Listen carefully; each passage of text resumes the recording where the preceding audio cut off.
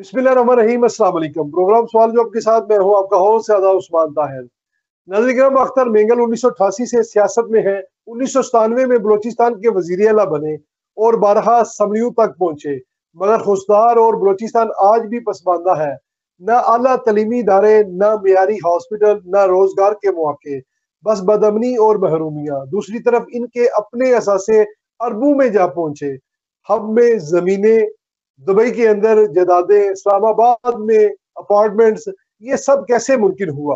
हर हुकूमत का हिस्सा रहे, कभी पीपल्स पार्टी, कभी नून लीग और कभी तहरीक इंसाफ और कभी पीडीएम का हिस्सा रहे, मगर आवाम के लिए कुछ ना किया। तरक्याती फंड और वजारतें ली, मगर खुशदार आज भी टूट फूट का शिकार है। नौजवान बेरोजगार हैं और सेहत तालीम का शोबा वीरान है। अब जब उनकी सियासत जुवाल पजीर है, वो फिर नारे बुलंद कर रहे हैं, मगर बलोच अवाम जान चुकी है कि ये नारे सिर्फ इकदार के लिए हैं, अवाम के लिए नहीं है।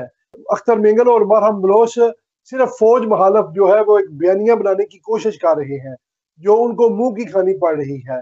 हमें फख्र है कि हम एक ऐसे मुल्क में रहते हैं जहाँ की फौज अपनी जान की बाजी लगाकर हमारी हिफाजत कर रही है, और जहाँ कोई भी मुश्किल में होता है वहां हमारी मदद करने पाक फौज आ जाती है और हमारे साथ खड़ी होती हो जाती है, क्योंकि अवाम और फौज एक थी, एक है और एक रहेगी। पाकिस्तान जिंदाबाद, पाक फौज जिंदाबाद।